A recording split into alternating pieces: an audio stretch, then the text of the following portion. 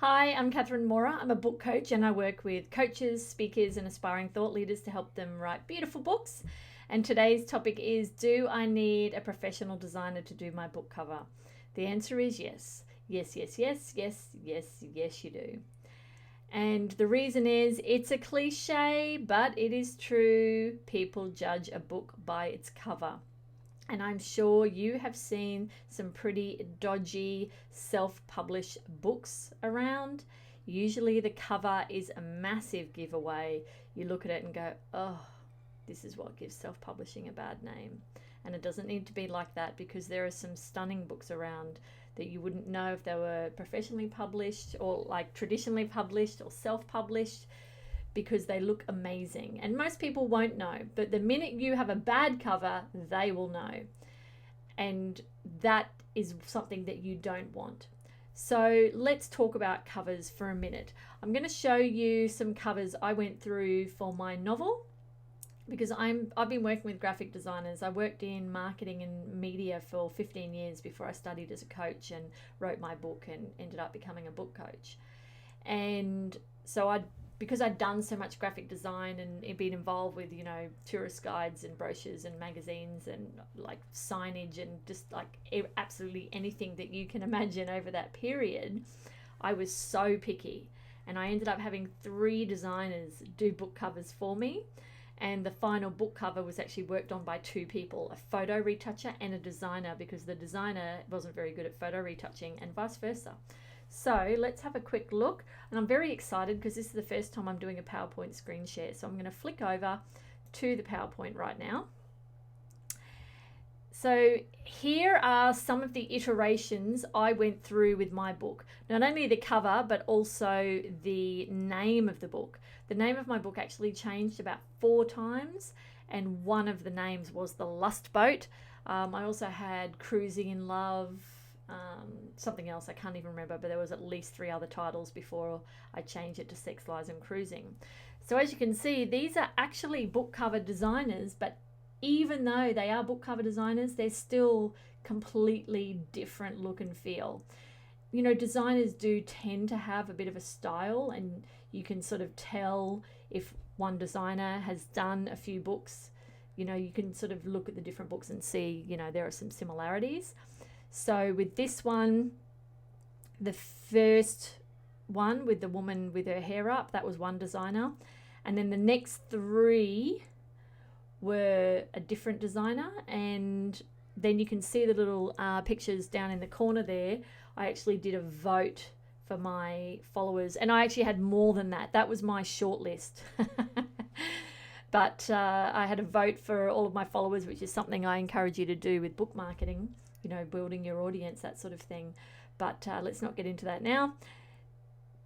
All those different covers, people voted on them, and you know what? I ended up not going with any of them, because my number 1 rule with a book cover is that you have to be absolutely in love with your book cover. If you are not in love with it, no one else is going to love it. And I didn't love any of them. I did really like the one on the top right, the Lust Boat with the sort of ship on the bottom. But by coincidence, someone had seen, the designer who did it actually put it on his blog and said, look at this book cover that I just did for someone. And someone contacted him to say that she had written a book called The Lust Boat, because she must have had a Google alert set up to tell her when someone had written about The Lust Boat. And of course, it turned out he was talking about my book, not her book. Now, I ended up contacting her, and she said, oh, absolutely fine for you to use the same name. That doesn't bother me. But what's your book about? And when I told her, she said, well, I write adult erotica, and that cover that you've gone for looks like that sort of romance novel, maybe bordering on erotica. If your book is sort of a sex comedy type thing, this book cover is not saying that at all. And I thought, you're right, that's why I don't love it. So I had another designer who I'd known for a really long time, but actually had never done a book cover, and said to her, can we do a book cover? And she did multiple ones for me as well.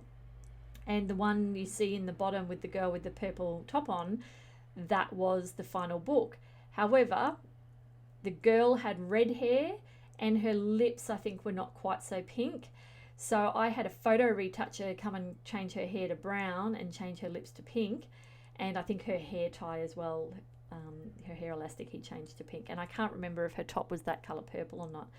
But obviously this one is great because she is a real person, but then the background and in her binoculars is a vector graphic. So the designer was really clever in mixing those up, and it made it really eye-catching. But here's something else interesting. I'm just going to flick over to the previous page. This is this is part of a course that I've been working on and off.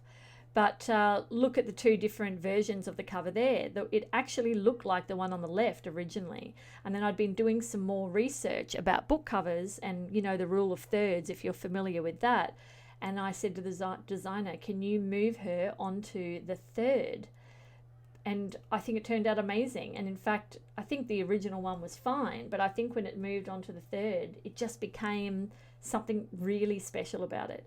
And obviously people agreed, because in bookshops, there's my son, who at the time was maybe 3 or 4, and we were at a shopping centre, and he said, Mummy, let's see if your book is in this shop. I did already know that it was, but he didn't know that. And we went in, and my book is there facing out. That obviously sold a few copies because there's a bit of a space there. But if you have a look at the shelves, almost every other book is only the spine facing out.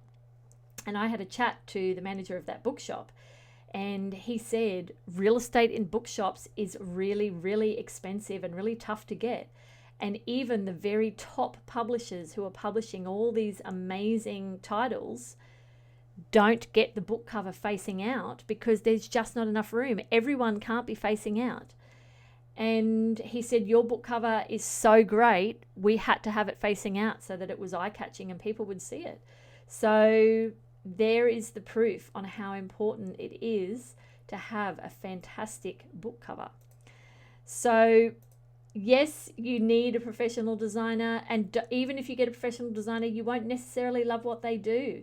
You just have to get some done, get a few concepts, and please make sure you love it. Don't skimp on the book cover.